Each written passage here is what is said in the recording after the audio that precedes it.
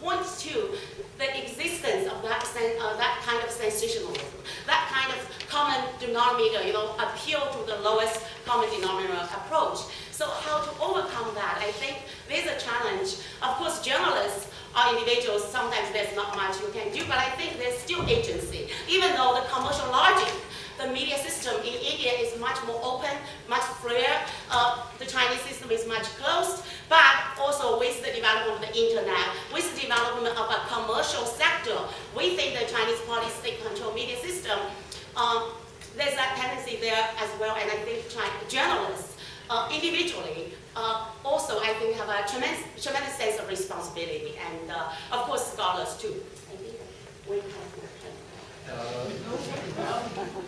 5 minutes is a long time. Really? I saw it a long time, so I will stop. Yes, okay. Yeah. Okay. Thank you, Professor Zhao.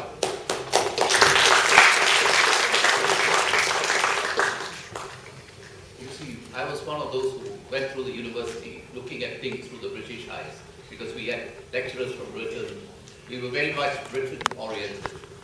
And the magazine that I used to subscribe was a leftist magazine called The New Statesman. Mr. John Freeman, I think, was the editor, and then Paul Johnson. Then, one of my birthdays, somebody subscribed, paid 1 year's subscription for something called The Economist. And that I must have been about 19 years old.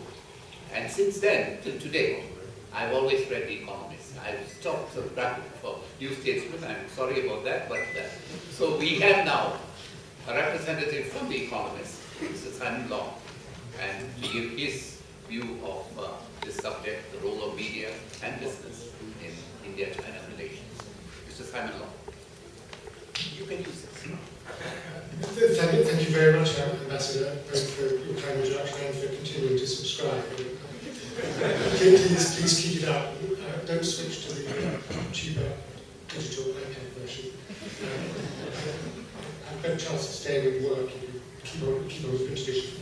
It's very daunting to speak in front of such a distinguished audience. I don't think I will need 5 minutes to say what I'm going to say.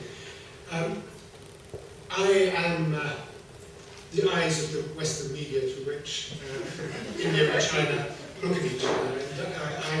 So as you can see, I'm by definition a distorting prism, which is a point that has been made a number of times today in our discussions earlier on, that Western media coverage fosters suspicion and is unhelpful in India-China relations.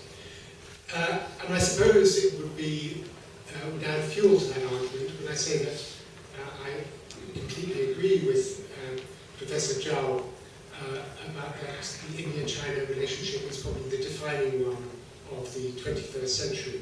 And when I say that we so believe in it, that The Economist put that on our cover a couple of years ago. But as I recall it, the cover line was contest of the century, not friendship of the century or alliance of the century or partnership of the century, but contest. And I think it was a picture of the two arms arm wrestling.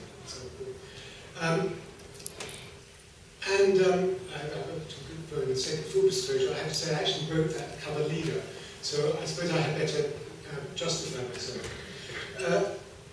China-India relations strike me as an enormous puzzle. On the one hand, as we have heard, economic relations are booming at a phenomenal rate. The expansion in trade over the past decade has been extraordinary. On the other hand, particularly in Delhi, there is a continuing sense of almost isolation from India. The bilateral, direct flights are increasing, but when I was there, it was incredibly difficult to find a direct flight from Delhi to Beijing, for example. I think only a couple of weeks. There was an Ethiopian Airlines one and another. There were very few experts in China. There were very few think tanks specializing in China, though that was beginning to change. And within the defense establishment, both think tanks, the army itself, and within the government itself, there was a deep-rooted suspicion of China. This seemed to me odd at the time when economic relations were doing so well, and the war was 50 years old. And the agreement to set the border dispute to one side was over 20 years old. Why was there this lingering suspicion? And in many ways, I think, since I was in Delhi, which was in the earliest century, 2002 to 2006, I think in many ways since then, things have actually worsened. Yet it seemed to me that surely, for China, there can be no greater interest in South Asian policy than maintaining good relations or establishing good relations with China. It's by far the most important country strategically, politically, and economically in the region. China's historic alliance with Pakistan is a problem, but it's one that surely Beijing has a greater interest in good relations with India than with Pakistan. Similarly, on the other way around, doesn't India have an enormous stake in good relations with China? It's again, the major growing economy. It's now, as we've heard, India's biggest single trading partner. Both sides surely have a great stake in getting on well. And yet, I recall a lunch given by the Ministry of Economic Affairs ahead of a visit by, I think it might have been Japan, to India. And the theme of this lunch was to brief foreign correspondents such as myself on how India-China relations had turned a page. Things were much better now. We could now move on, establish proper good relations. And we've been spinning this line for an hour and a half or so, quite convincingly. And I happened to ask Ben, what do you think then China might start supporting India's bid for permanent seat on the UN Security Council? And the instinctive immediate reaction from one of the Joint Secretaries present was, China will never go to a seat at the top 10. Don't take it seriously. And that, in a forum whose intention was designed to be the opposite, that seemed to me quite revealing.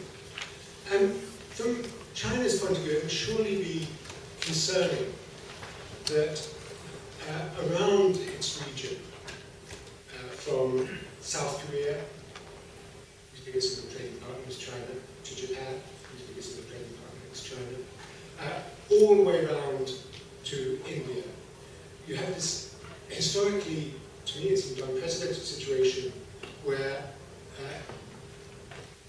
booming economic ties, economic integration in the case between these countries, is not accompanied by any form of security link. And on the contrary, in the case of South Korea and Japan, is accompanied by a strengthening of security ties with a third party, the one with whom economic ties are getting weaker, with America. So, moving on to the role of the media, the Western media may play a minor, unhelpful role in furthering these suspicions. But it appears to me that it is only a minor role, and that there's something fundamental in perceptions in India about China that China needs to work on changing. And maybe there is something fundamental in China's attitude to India that also needs work. Thank you very much. Thank you, Mr. Clement. Next one is my neighbor, Professor Chan from EAR. Thank you, Ambassador.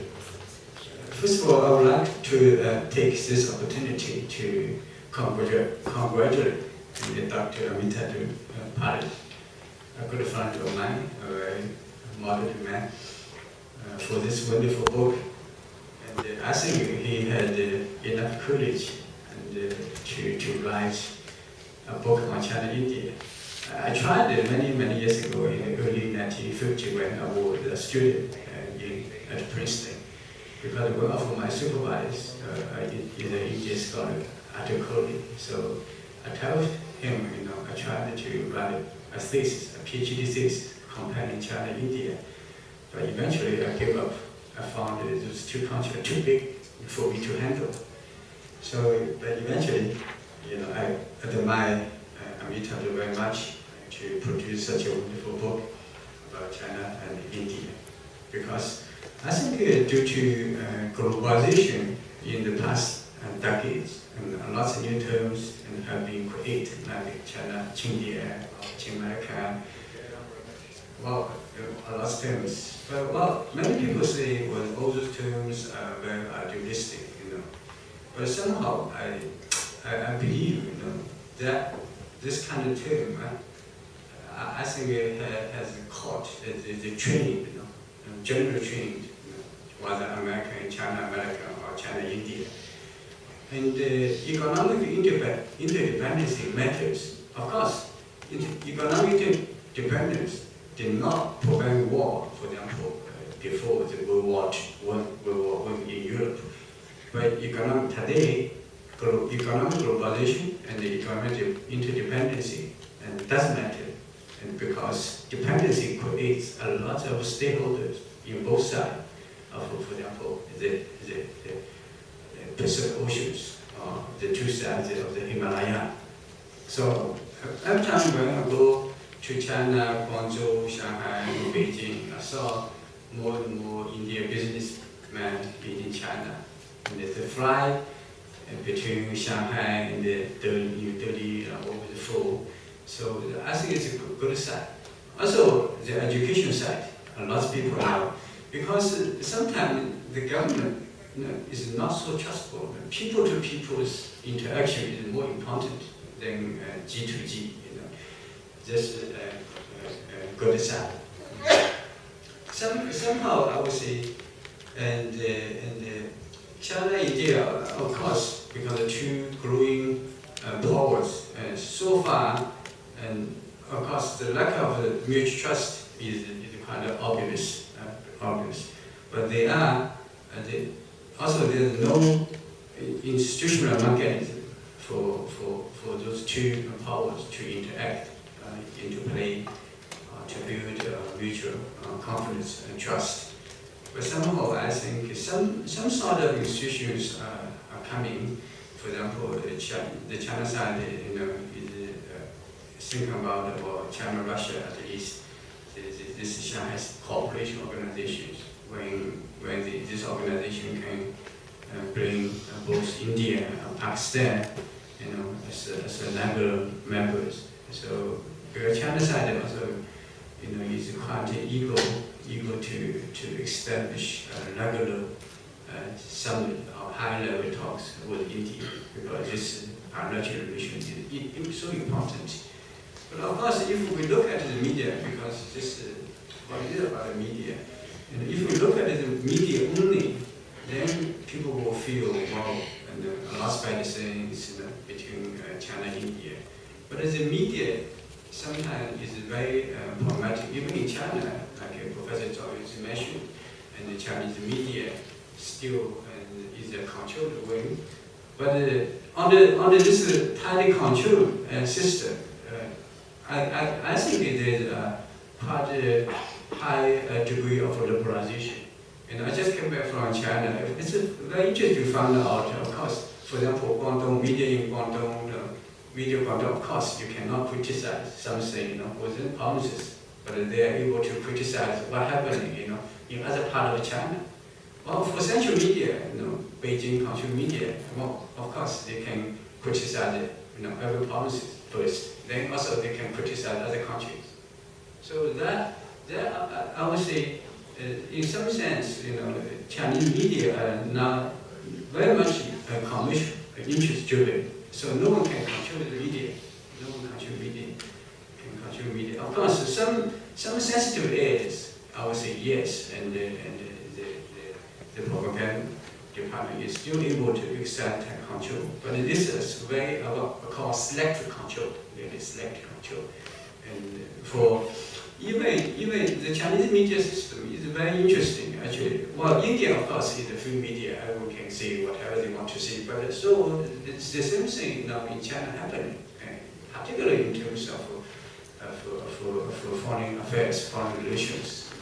In the past few years, you can see this even different sectors of Chinese society has been quite vocal, high profile, lots of voices, complaints about the government, currently about the Filipinos and this South China Sea issues. Lots of media is going on. But that, the media side, besides media, I'm also a bit worried about what I call the Americanization of China's IR studies. I feel, to a degree, that's also true in India. In terms of, if you look at those the workers or papers produced by scholars in the field of strategic studies, and China and America, actually China and India, they're following those scholars are following the same logic, the American logic. So I worry about it. I always say, for in this century, the worst thing for IR is China become another America, or India become another America. Despite, of course, this democracy or freedom, but China, if China becomes America, it's the worst scenario. Last time, I gave a talk, also a speech to the NUS. I would say, actually, people, well, in India, a lot of people talk about the political regime matters because India is democracy, China is an authoritarian system. My argument is different. As long as Chinese is Chinese, the regime doesn't matter. If the Chinese can follow their cultural logic, China will be a peaceful nation. If China becomes American, then China will become very aggressive.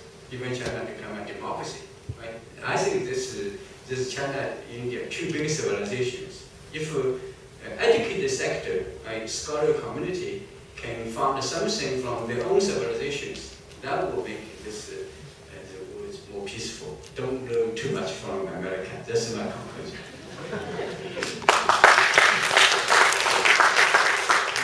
Thank you, Professor Chen. Now I call on Professor Rigby to give his presentation. Well, thank you very much. I shall be relatively brief because I think most of what needs to be said has already been said very well, which is not to say that these two gentlemen don't also have very good things to say, but as the sandwich, I'll try to make it feel rather thin, not too intellectually thin, but in terms of time.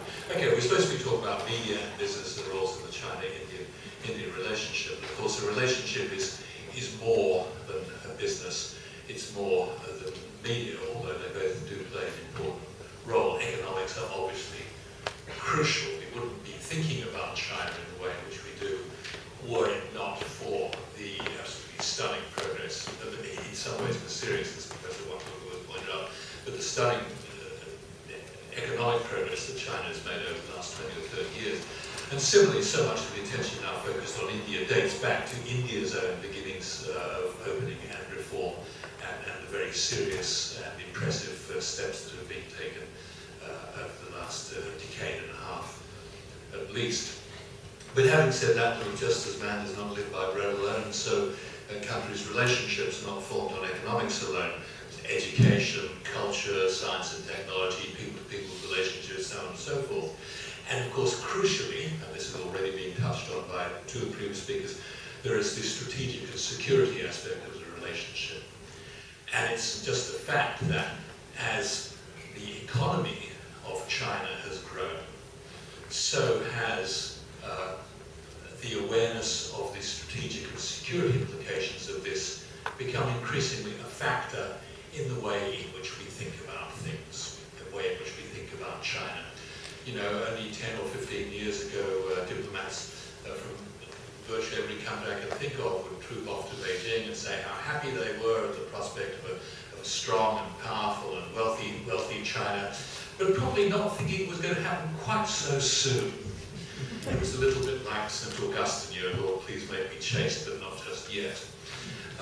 But China has become wealthy and powerful more quickly, I think, than many people expected, including many people in China. And I think this poses problems for China as well in terms of how it deals with this long-sought goal of wealth and power. Of course, there are many parts of China which are neither yet wealthy or powerful, but overall, it is now closer to those goals which we can trace back at least to the 1860s than it has ever been before.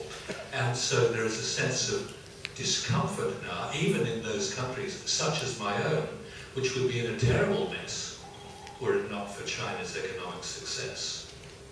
You know, in Australia we like to congratulate ourselves on the way in which we have come relatively unscathed through the GST.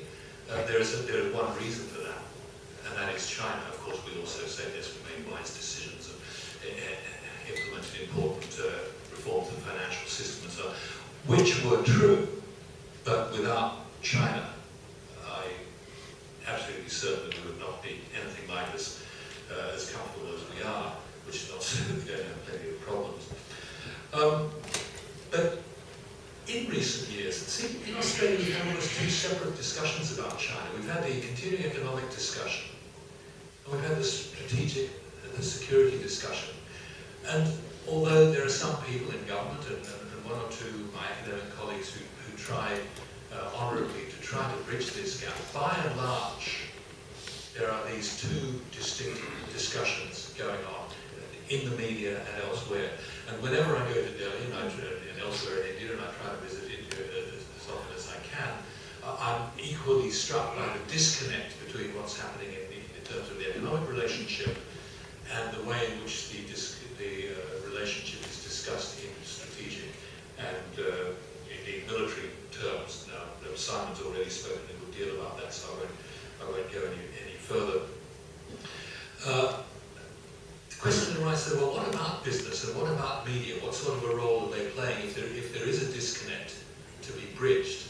How is this working in terms of business? I think business probably does what it can, but sometimes business tries to avoid being too overtly political and prefer just to get on with the serious business of making money. With the media can play a good role and it can play a role which is sometimes quite negative. But having said that, I think we need to be very careful about any sense of trying to guide the media into more positive ways of reporting. In the end, the media will report on what it considers to be newsworthy. I think more important is ensuring that the media is as well informed as it can possibly be, so that Chinese journalists who write about India know a great deal about India, that Indian journalists who write about China know a great deal about China. I mean, this goes globally, but today we're talking about India and China.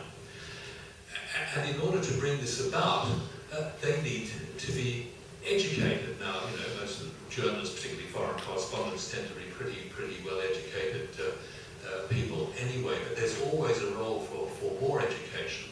One of the things that we've been trying to do in this newly established Centre on China and the World at the ANU is to try to tailor courses which fit not only the needs of policymakers, but also of media and of business.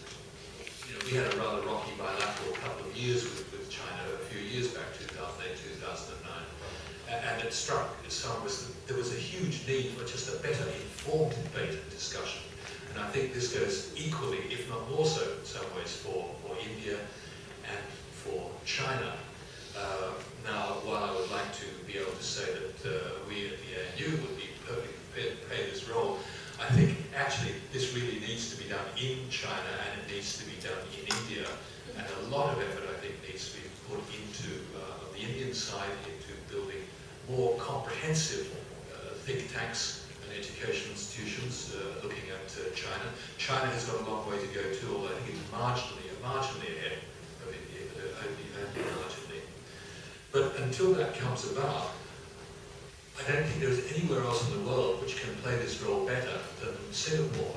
And I'm not just saying this because we're guests here today, well, ISAS and EAI, but Singapore does seem to be is better placed than just about anybody to play this crucial role of helping India and China to understand one another better.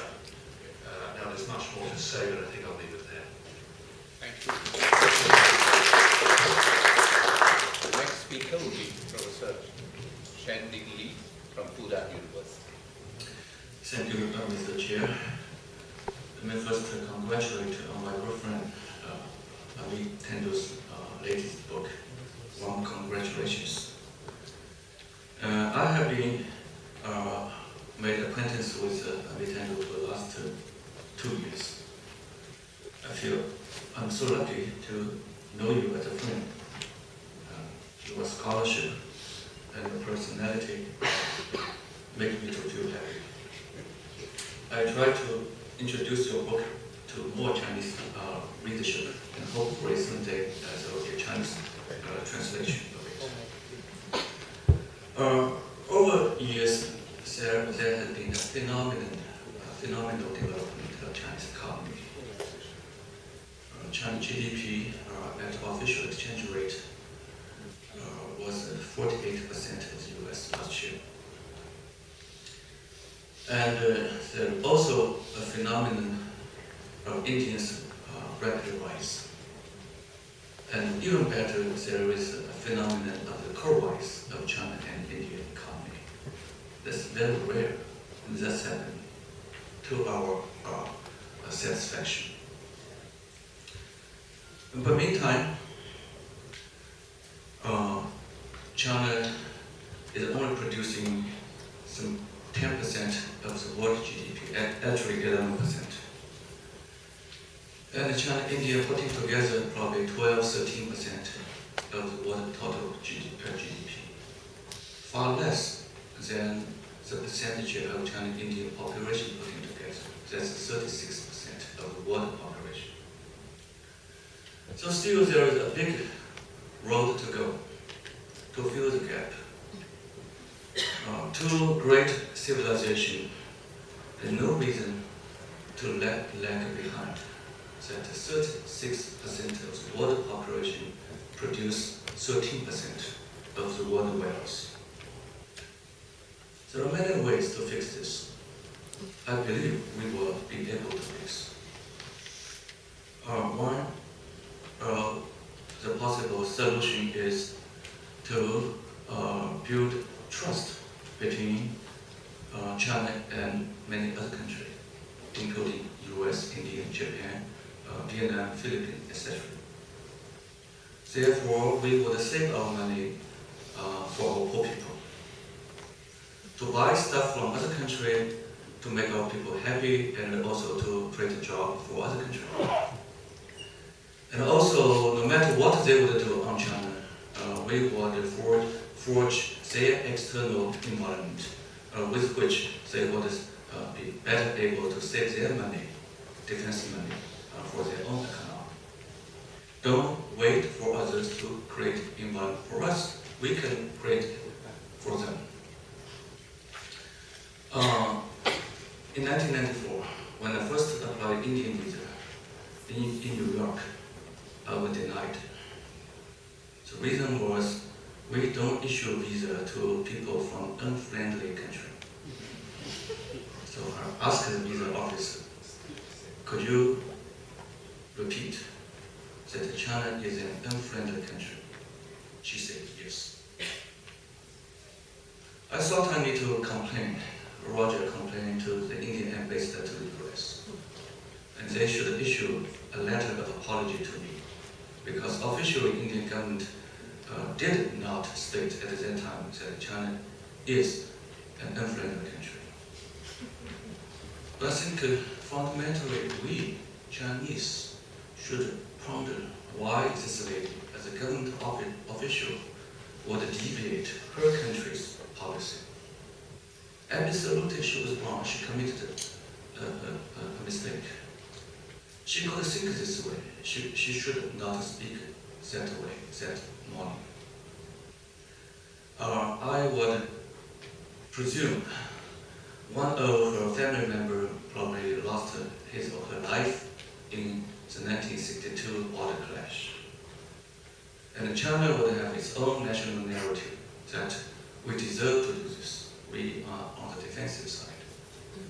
And India's national narrative could be on the other side, that China did not deserve to do this, and India has its national narrative. So I need to sit where Indian should to think why should I say this, and how I and my descendants in my country, my government, should shape India not to think that way in the future. Not just to blame them, why you say this, to help them not to think similarly at the future time. I can help. I have been helping for the last 20 years plus. I think India has this Gujarat doctrine, which it does not apply to China and Pakistan, which states give and without taking, but for Bangladesh, Nepal, Maldives, Sri Lanka, etc. For small country, I think it's good. It's model. When China would think we are a big country, bigger than India in terms of size of territory and population, with other factors, why we should not have a Chinese version of Gujarat doctrine, give without taking. And we may shape India to include China into its version of Gujarat doctrine, if China were to do first. Don't wait for India to do first, as we are bigger. Bigger, you first should have a bigger heart, tolerate self-criticism, and observing what Confucius has stated. Don't do upon others what you don't want others to do upon myself. And if we can often think this way, to be humble and to be respectful, I think China and India will be able to build one of the best partnerships in the world. True, China-US relationship might be the best, most important bilateral relationship for China, if not for the US. But what should, in my view, should be that China-India relationship should be China's most important bilateral relation for now and for the future, and for the humanity. If these two people putting together 36% of population will trust each other, the world will be largely peaceful, and we will be able to condition the US when the US would deviate from international law in its recent handling in Iraq. We'll be able to help the US not to commit this mistake. If we love the US, we need to tell it. So there's a big hope. I congratulate Amit Thandu for producing your book, and we should deliberate how the two countries can grow peacefully at the same time, despairing of distrust. Thank you very much.